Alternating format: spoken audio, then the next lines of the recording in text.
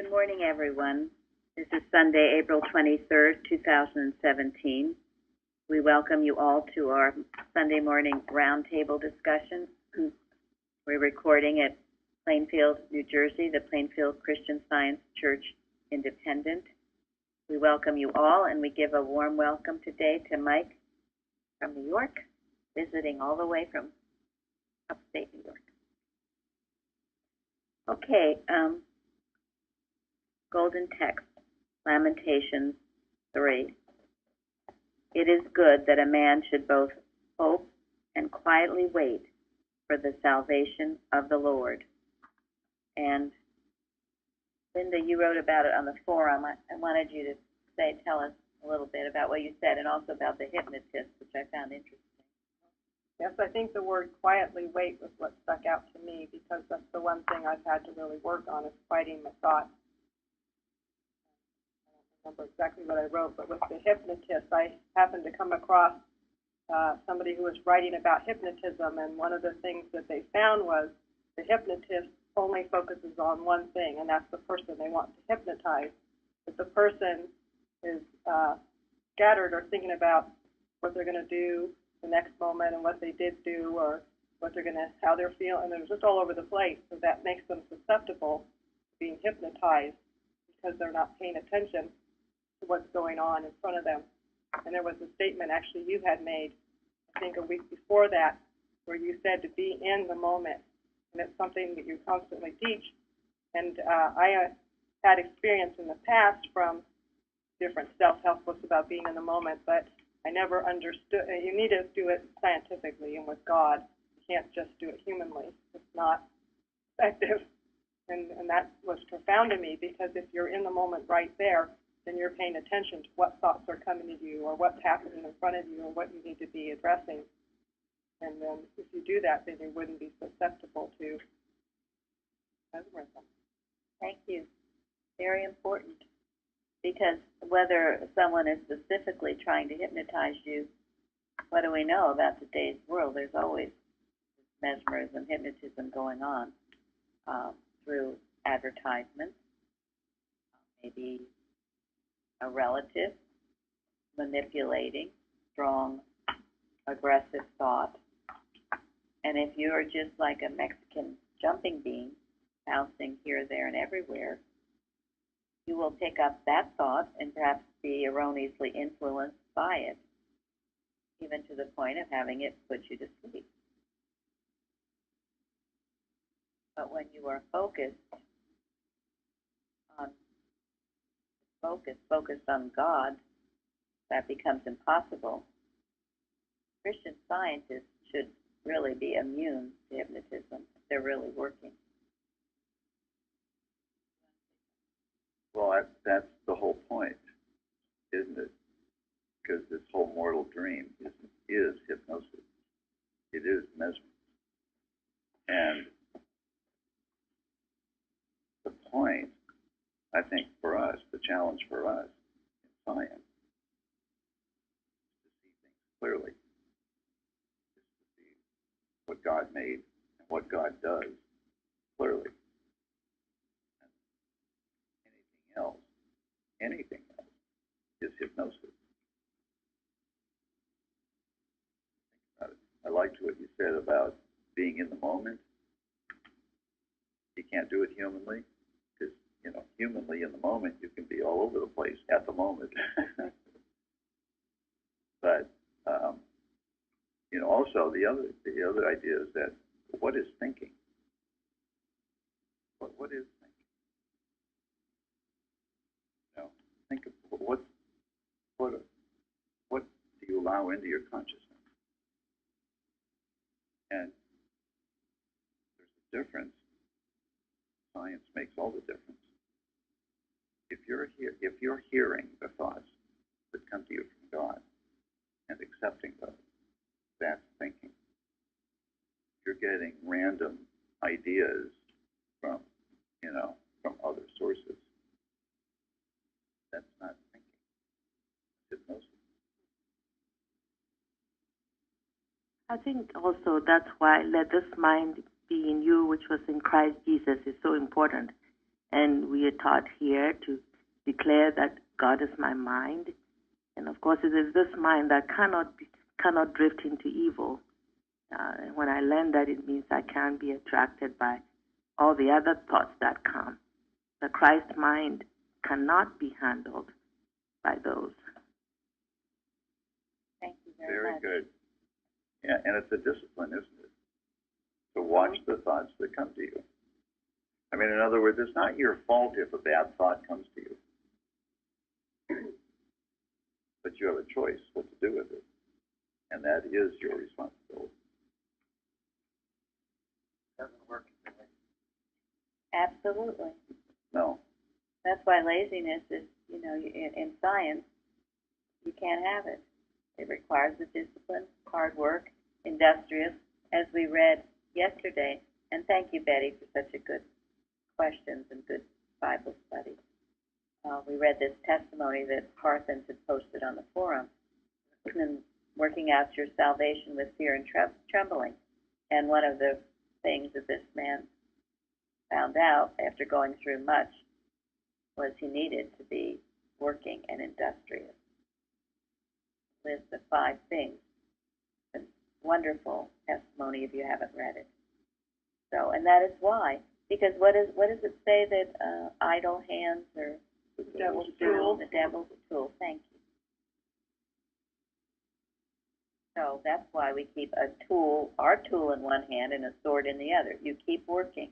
The value of the work that you do for this church, because the work you do for this church, you're focused on the things of God, for one thing, definitely. I was grateful to hear Jeffrey yesterday told me he thought it was a great privilege. He's going to do the Bible study next week. And he said it was a great privilege, and that's how we should feel. It is a great privilege. We're not doing God some great favor. It's a great privilege for us to do this work. And what were you saying about listening, Shardy? Oh, yes. Boy, I've learned a lot. It's very important that the way I listen, talking about your consciousness, and now it's rather new. I thought I was listening, and I think sometimes I was, but with this consciousness to check myself, and I think that's what we're going to have to do, people who are new to science and the real science. And what am I listening to? Am I really listening? And I am listening. Excellent. Very good. We've told you we used to set a timer every hour when we worked in the church just to make sure we were focused, on track. Stop for 5 minutes every hour and say, God, am I doing what you want? And basically, and once you learn that discipline, it comes a little more naturally over time. And you trust how you feel about them. That's the ultimate test, because that's your spiritual sense. Once you're on the track, or at least you're working towards getting on the track of examining your thoughts, then you're feeling. There's a law of right feelings. I think somebody wrote. Yeah, Kratzer wrote an article about that. You can be instant. And as Mary said, the work that you do for church, that's the tool on one hand. And as you learn to work for the church, you take that discipline into everything else that you do. Because ultimately, you're working for God. You're working for mankind. Always. Always. Whether it's work for the church, or work in your business, or work in your family, or work wherever. You take that same discipline. Bill Parent used to love to talk about how when he first came into science, he would read his lesson. And no, that was Tom. Well, whatever he would do is work for the church, and then he'd go off to business and forget it, basically be in a totally different mind. And to learn that you can't turn it on and off. That stopping on the hour is a good discipline. be easy to think, oh, I got this work to do. I'd really like to just keep moving and following through. But that's not such a good way to go about things, because this stopping and reconsidering, getting thought right, is important work. Not physical activity, but it's very important. And if you don't do that, you're not quietly waiting for the salvation of the Lord. You're busily pursuing your human ambition. That could end very badly. Thank you. Yeah, and perhaps you will notice, you sit down to do a watch or to do proofing or whatever, and sometimes you will get all these thoughts of distraction of other things you have to do. And this is the discipline to hone yourself back and keep your thoughts on track, on the watch or on proofing or whatever it is. Again, staying in the moment, focusing on what you have to do. And when you learn to do that, you will be much more aware of your environment. And you will know if someone's trying to hypnotize you, when you're in sync with God, you're going to know that. Mrs. Eddie certainly knew it. If someone's up to anything, you're going to know it. You'll feel it. This is why it's so important to stay in that divine mind, which is, we've learned, the only mind. Anything else isn't the truth. We're going to just do a few things in the Bible and then switch to science and health. I wanted to get into the dry bones and what Jeremy had to say about that in Ezekiel.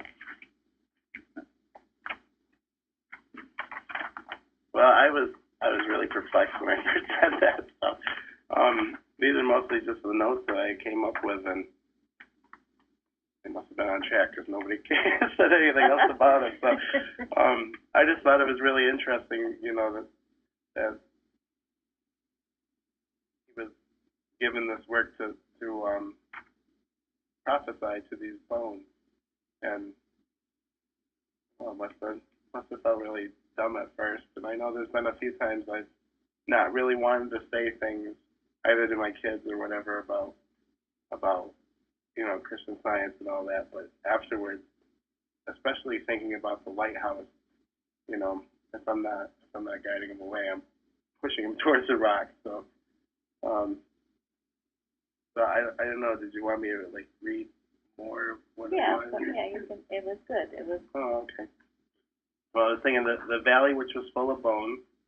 Many times in the Bible, we are told that the desolate place is where we encounter temptation and gain the moral courage to face down errors so we can progress to better things with God.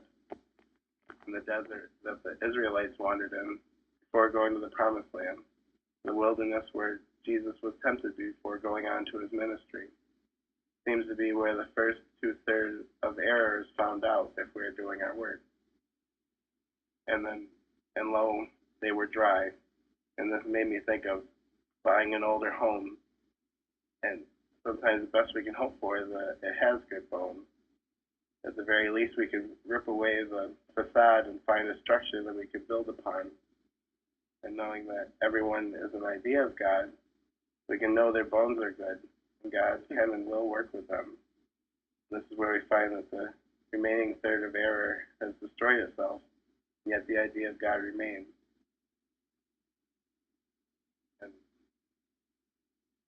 And he said unto me, Son of man, can these bones live? And I answered, O Lord God, thou knowest. And reading that, I felt like that was the crux of our work and our watches. Only God can show these lies for what they are and make us know truth. That must be why it is important why we watch without a personal agenda. Having a belief about the outcome is just one more thing in the way of truth being revealed to us. Again, he said unto me, Prophesy upon these bones, and say unto them, O ye dry bones, hear the word of God. And God always requires us to take some action, which is why Christ Jesus, Mrs. Eddie, and our practitioners did and do as well. Even if it makes you feel stupid at first, it has a purpose as long as we persevere. Just remember, it felt more stupid living a life devoid of hope before finding Christian Science. That was mostly a note to myself, but I'm sure it's fine. Glad you could join us. You're on speaker. We were just talking about the dry bones. Hi, Zary. Thank you. And what I liked about, what Jeremy said was he worked this out himself. It wasn't from a commentary. It was what he thought of how this was of value to him. Anyone else on the dry bones?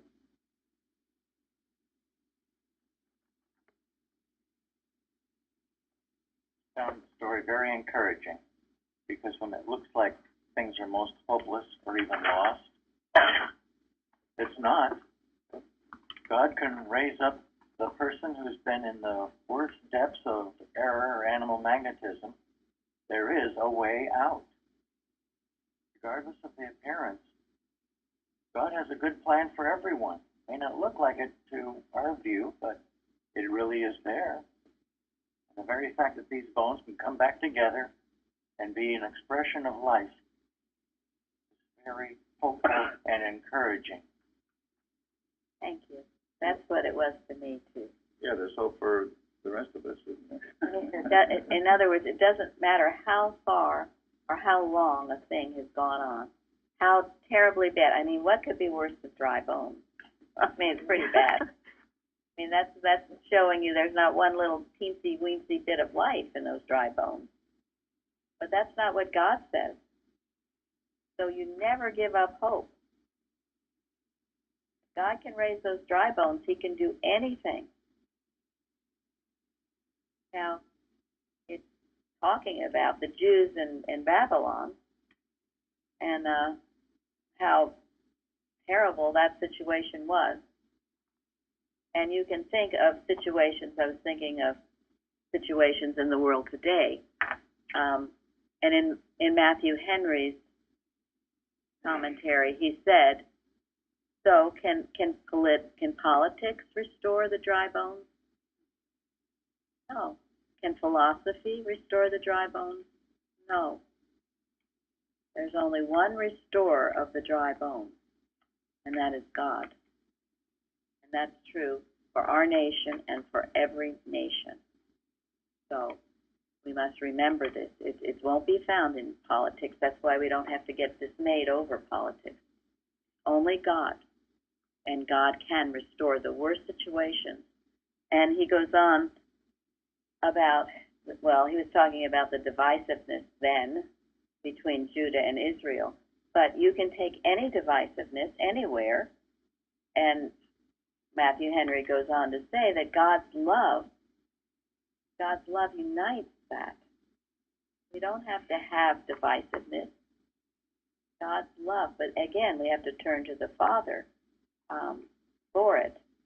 And all that love, you think of love just pouring out on the dry bones. And oil, what does oil stand for? Inspiration, consecration, giving life. So we pour that love onto our nation, everywhere. And know God is restoring and uniting the dry bones and bring it together, cause great good to happen. Really a wonderful story. It's one we don't usually have in the lesson, but it's a lot to it. Anyone else on dry bones? I think to me it's saying that, what God has made, nothing can change, even in the smallest degree, because He sustains it all. So even when it looks like the dry bones, life is there. Not in the bones to say, but what He has made in His image and likeness never, ever changes. And I like that at the end of the passage, it said, and I shall place you in your own land, in your rightful place. Beautiful, Fairly, yes. The rightful place. I was thinking about that divisiveness that you mentioned, and it reminded me of that something that was said we use a lot about principle and love. If you need both, and sometimes you'll think that one side has like all the love and the other side has all the principle, and you need both of them to work together. Right. Yes. And when we see that love being poured forth, we know that it has both love and principle. Because it isn't love without principle, it is not love. Not principle without love. Anybody else on dry bones? All right, well, and anyone else, there's so much in this whole lesson, and certainly in the Bible and in Science and Health. I could go for hours, but we will switch now to Science and Health. And I would like Florence, her definition of impatience that she found, and it is in reference to the recognition of spirit and of infinity comes not suddenly here or hereafter. The pious Polycarp said, I cannot turn at once from good to evil, neither do other mortals accomplish the change from error to truth at a single bound. Go ahead, Florence.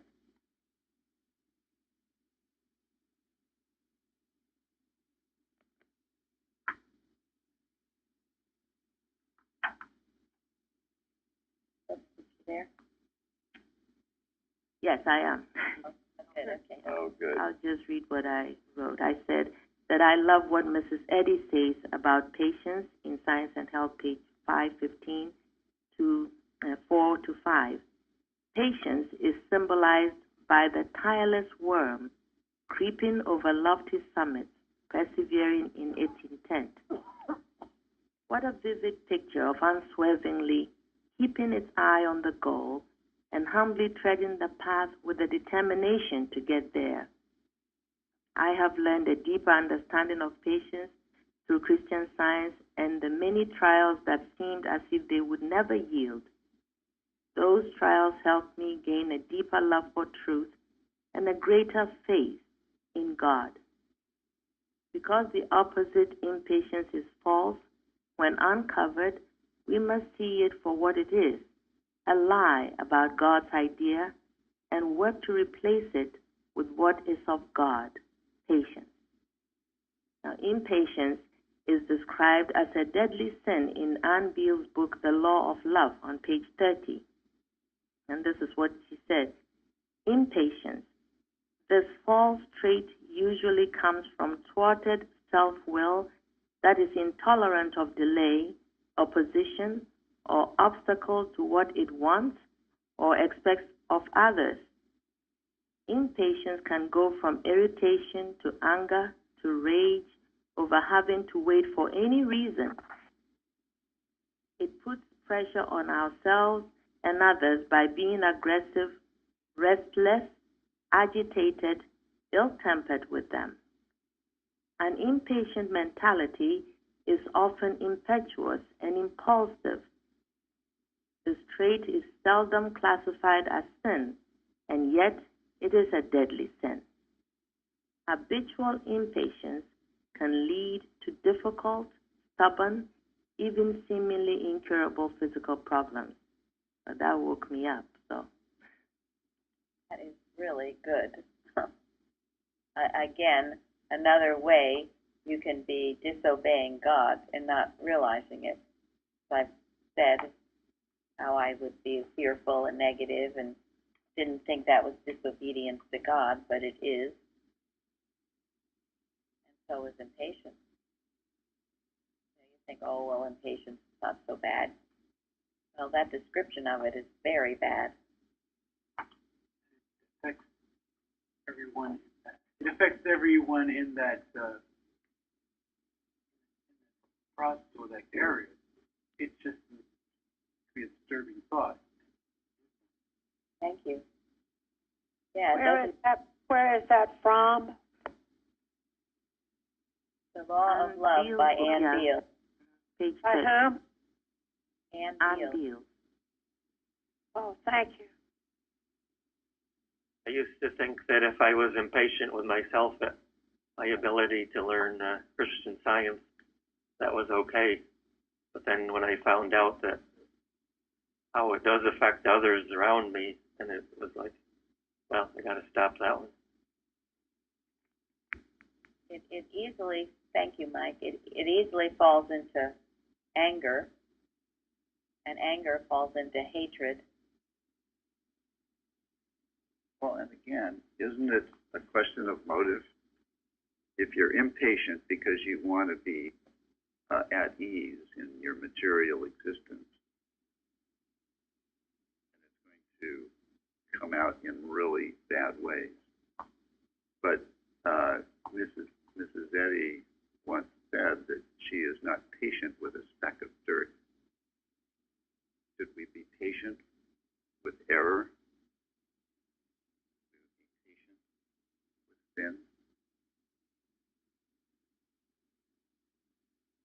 In other words,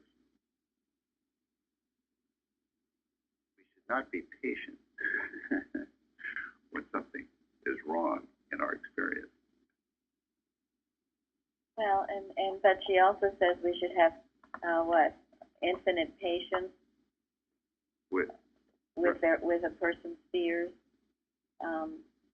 So there are many interpretations of it, and that maybe there's no hard and fast rule toward it.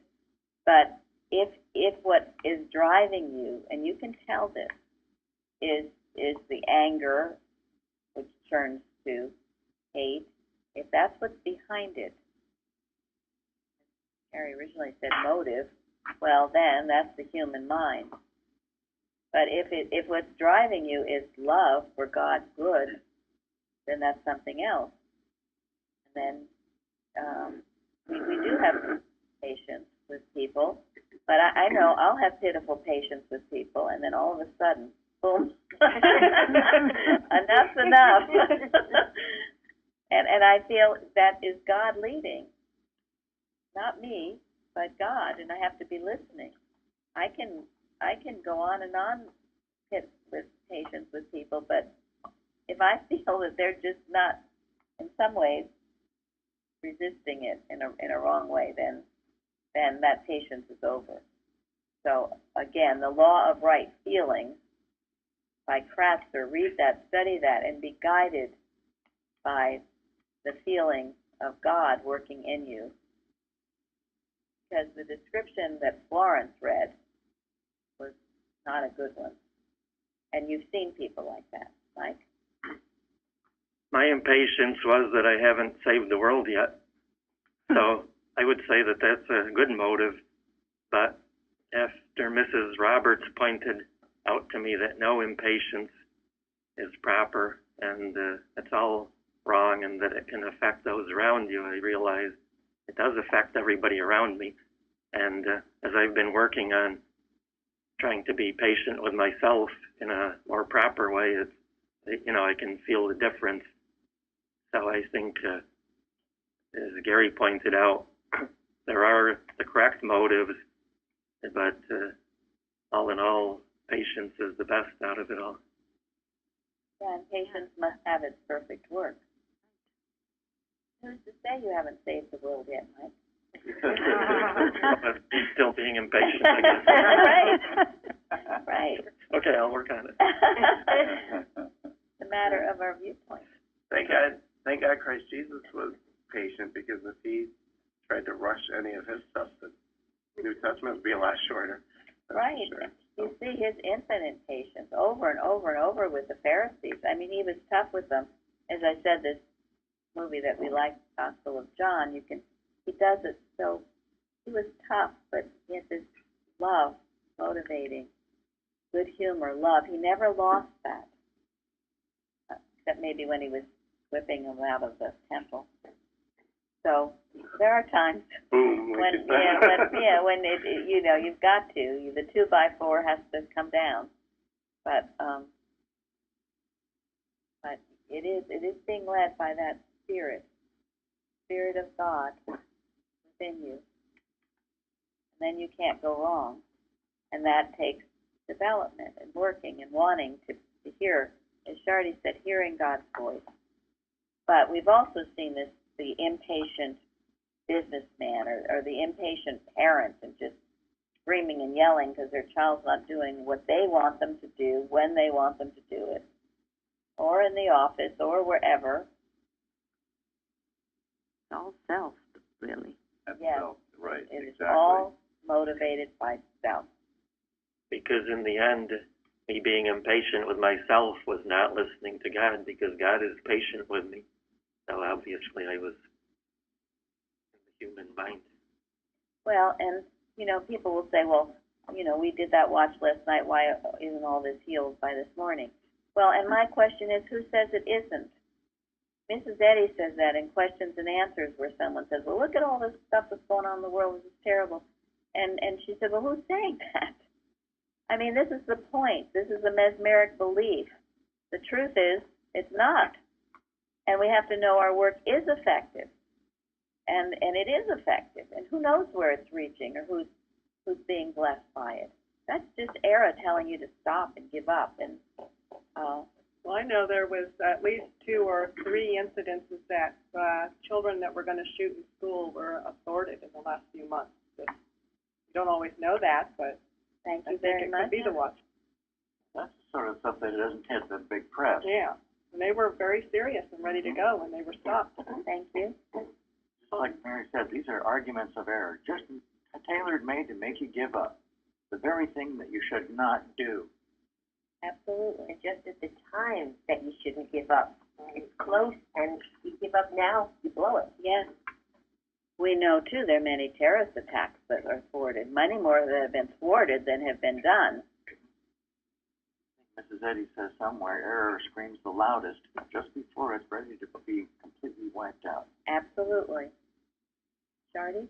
Well, I was going to say that I think some of the overturning, the things that I've seen even in my community, is coming out, being uncovered. It was never uncovered before. So it might look bad, but it's healing. Thank you.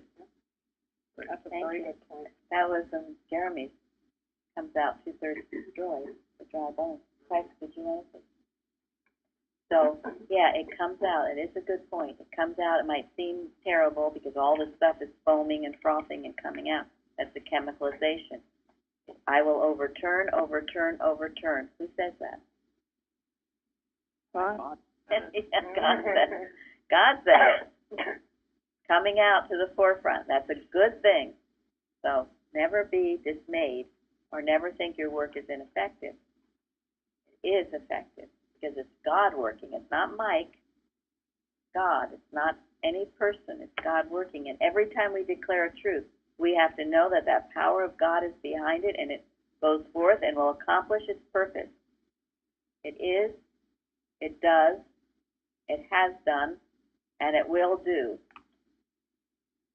We had some watches on drugs and that kind of thing, and then this neighbor gave me an article to read, and inside there was another article that was the one that was good, which was a state in India has banned alcohol, and it has totally turned their economy around, and there's a lot less injuries and accidents, et cetera, and the people are spending money on good things rather than wasting it on alcohol.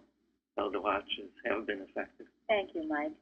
That's wonderful. And any of you that, he did send that to me in Florence, anyone that finds these things where you're hearing of the truth, because that kind of publicity is not advertised, that the good things are not always talked about. I think I mentioned to you about the spring break and all these people, kids out partying, but the University of Delaware had them going, anyone who wanted to, building homes and helping people in Appalachia. And they were so fulfilled and satisfied. But who reports those things? Part of the ploy of the devil is to make it seem like what's wrong is more prevalent than what's right. The hypnotism again. The hypnotism again. Right. And we were definitely told that this was one of the ways that Hitler rose to power. He deliberately made it seem like Nazism was more widespread, more popular, more all these things than it was. And he would do things, and advertisement, it's called propaganda. So people would believe, oh my gosh, all this, everybody loves it, all this is so powerful, and it wasn't. Very often, it's only a very small group of people that's doing all this stuff. Most people are intrinsically good. As we know, all people are. Okay, thank you very much for that, Florence.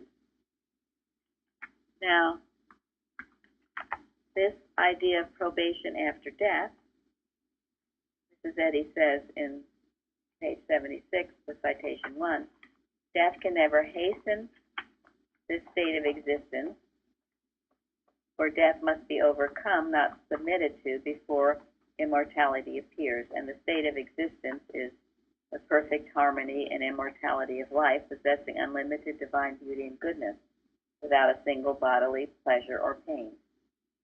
So, what does this mean to us?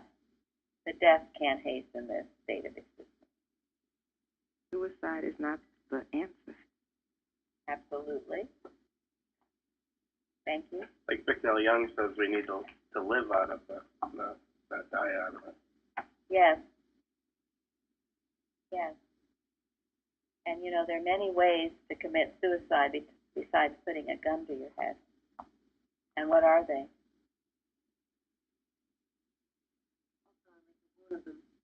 Well, that's true. Just forget everything. When you stop loving altogether. Pardon me, Day-Day? When you stop loving altogether, you just set yourself off and don't want to even associate with others or anything like that. Fear of being hurt. Thank you. Those are descriptions of age. We have a wonderful article on our website. We have one by Mrs. Eddy called Age, but there's another one called Age, and it goes into the symptoms of old age, and that's one of them. Wanting to live to yourself, talk about yourself, retreat from being part loving. Love alone is life.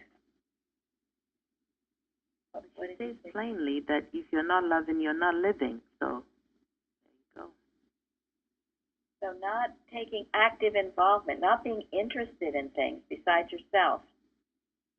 You should be interested in everything, because everything is God. Saying, if you're continuing arguing error to yourself, rehearsing that in your head, that's not good. And a lot of people don't recognize it as such, but you're actually committing a violent act by doing that. In the mental realm, it is a form of suicide. It is. You listen to that voice. You know, we have, Gary just put up, Gary and Jeremy, the Bicknell Young article, Death Overcome. And we're going to, in our next Liberator of May, which is going to be Raise the Dead, we're going to have a lot of good articles, and that'll be one of them. And what did he say in that article, Gary? He said he had to realize that it was the voice that was coming to him was evil, and that the louder evil presented to him a picture of his being no good, he had to argue back even louder that he was God's image and likeness. And he said the only way he could deal with this voice coming to him was through science. It was telling him that he was a bad person, that brought up all of his memories of all the bad things he ever did, and tried to make it appear that that's what he was. He was going to have to be punished forever for that. And he said he was basically a good person. But that's what error does. He said he knew he had to attach himself to something bigger than it was, and that's God. Thank you. Yeah. Thank you. So the louder it argues, the louder he argues. You have to be prepared to do this. This doesn't happen just, you know, maybe when you're in the bottom of a pond. It can be happening some Saturday morning, okay? If you let it. Anybody else? The louder it argued evil, the louder he argued the truth. He just kept coming back at it with the truth. love this statement in March's Prayers and Arguments where Mrs. Eddy says there is no fatal mistake, there is no unforgivable wrong, there is no unpardonable sin, there is no permanent injury, there is no incurable disease, there is no such thing as too late. Because holding on to that, we were encouraged. Otherwise, we would give up. And like this person kept holding to God, that's the only way to get out of that hamster wheel. And we know that because we've had proofs along the way that God is the only presence in our life. Right. And going through the experience of death doesn't get you out of that hamster wheel. We have to face the music someday. So we might as well start now. So those insidious arguments come, all the time. And you've got to make sure you don't listen to them. This is the suicide that'll go on if you listen to them. Mrs. Evans, just to make it really clear, and I know this to be true, nobody just dies. Sometimes it seems to happen all of a sudden. But they've been entertaining something, unhealed something, over a long period of time. And I know in my own experience, people I know that have passed on, I know that was true. I don't say, oh my gosh, how did this happen? Oh, goodness, and look what God did. Heck no. It didn't just happen. And I'm talking about people I love dearly. But I know they had unhealed issues that they weren't facing, and over and over and over again. That's why do it now. Don't procrastinate. It doesn't get any easier. Mr. Evans would say often that the things that troubled you more in your youth will only be compounded as you get older because you haven't met them. So do it now. I think old theology, though, is very guilty in this because the whole image that when you die, everything instantly becomes better is, so before I understood anything about Christian Science and the true God, that was my safety valve because I didn't believe in God, and if I died and there was a God, he would forgive me and I'd be right there in heaven. So why do I need to do anything? When I read Mrs. Eddy's writings that I have to work my way either here or thereafter, I was like, oh, well, I'm going to get to work now because that makes so much more sense. Yeah. Absolutely. You are absolutely correct. That is wonderful. That is it. Well, David's an example of someone who did bad things. But, he turned back to God. So we never give up. Never give up. That's the story of the dry bones, too. With Janet Redd, that's a totally incurable situation to the human sense.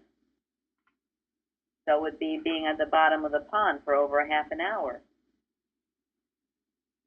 Totally to human sense, you can't come out of that. But he did.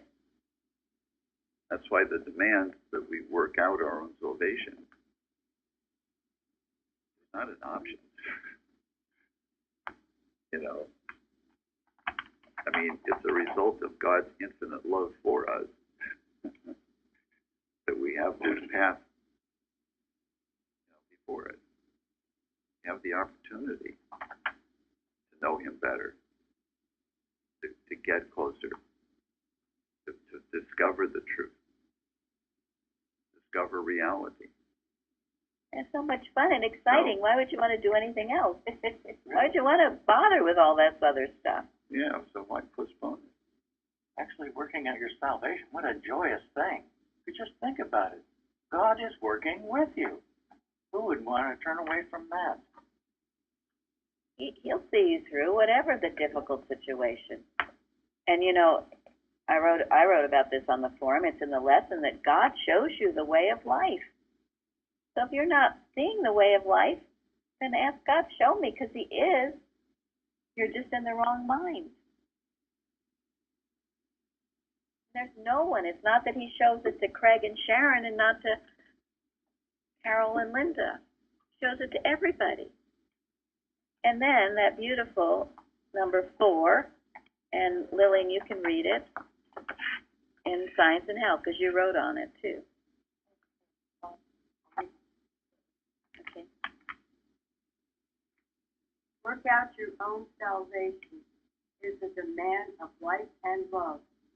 For to this end God worketh with you. Occupy till I come. Wait for your reward, and be not weary in well-doing. Your endeavors are beset by fearful odds, and you receive no present reward.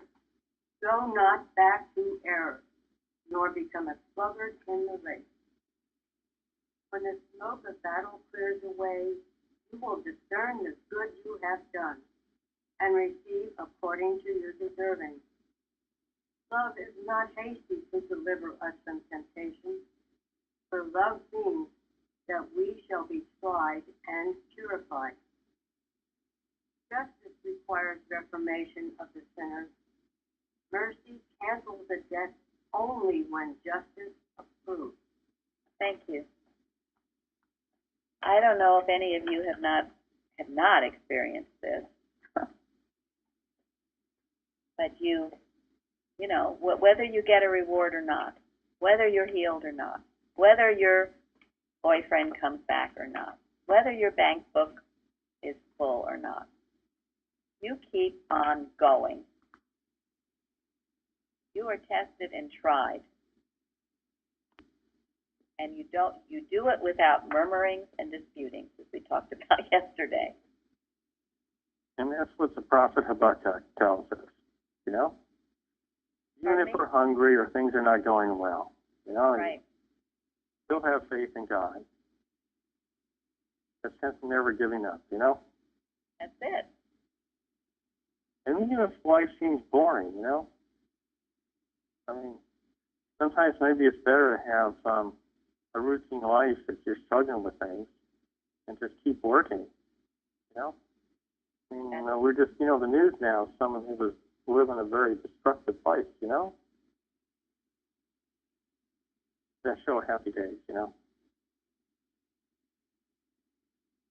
And there are times you go through great periods of time where things seem rather routine, but you keep going, you don't give up, you don't lose your joy, your enthusiasm. This is character building, believe it or not. I know, I've gone through, and Florence has told me too, she's gone through long periods of time where nothing seems to be happening. You think of the flowers, the seeds, long periods of dormancy, right? Nothing's happening. Nothing. Zippo, so we think. But then what happens? Sun comes out. And the sun comes out. They grow and they blossom. And if your heart is filled with unself-love, if you're looking out for others, there's always going to be something interesting to do.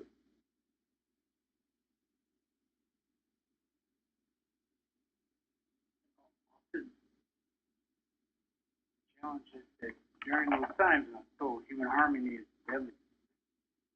Be able to stay in the right consciousness when you're needed to be able to work correctly.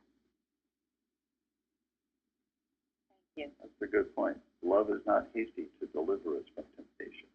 Right.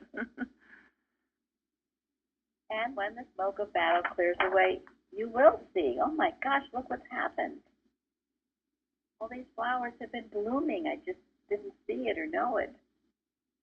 God is working. Never be discouraged.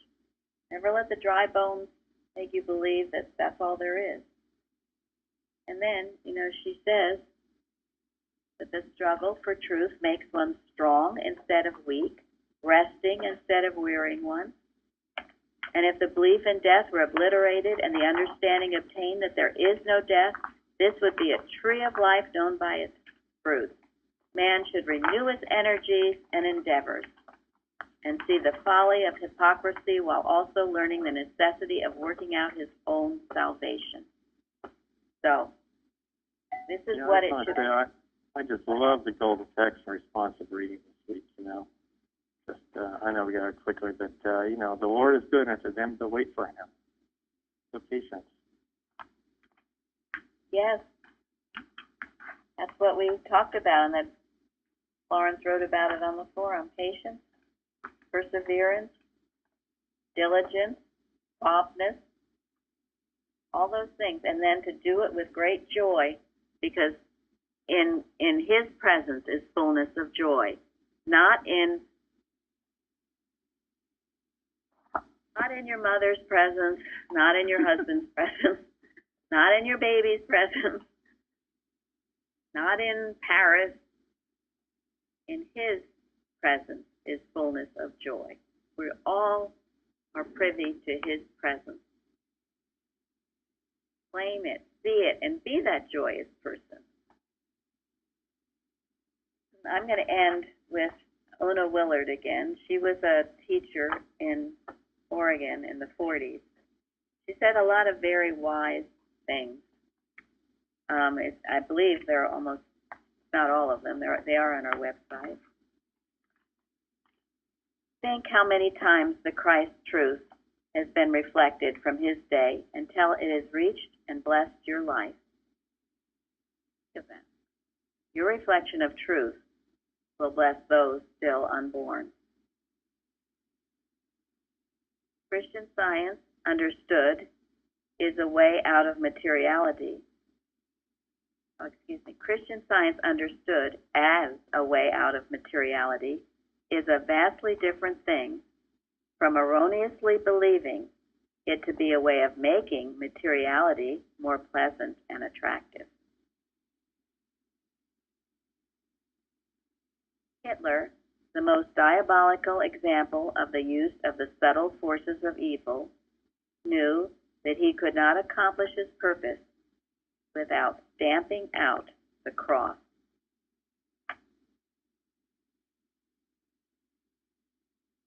The courage to live in obedience to God's will distinguish Jesus, and it will distinguish you.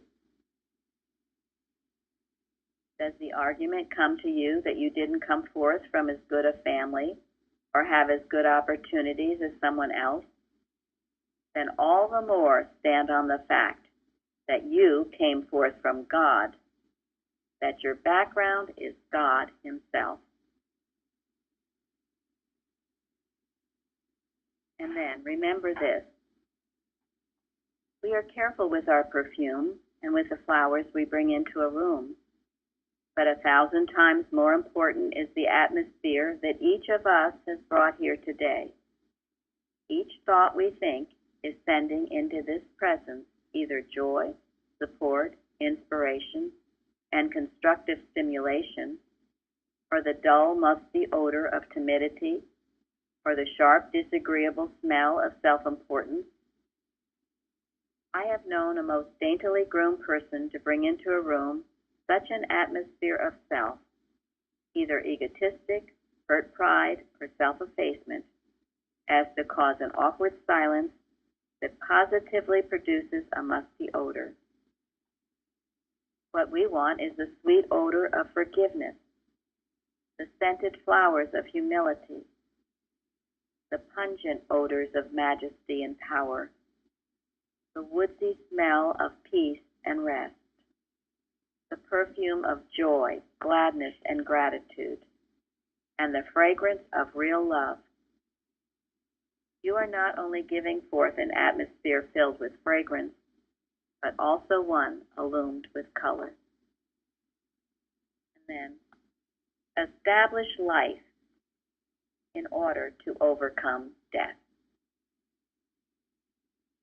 Thank you all for joining our roundtable. We'll go on for a powerful lesson, probation after death. Thank you all. Thank you.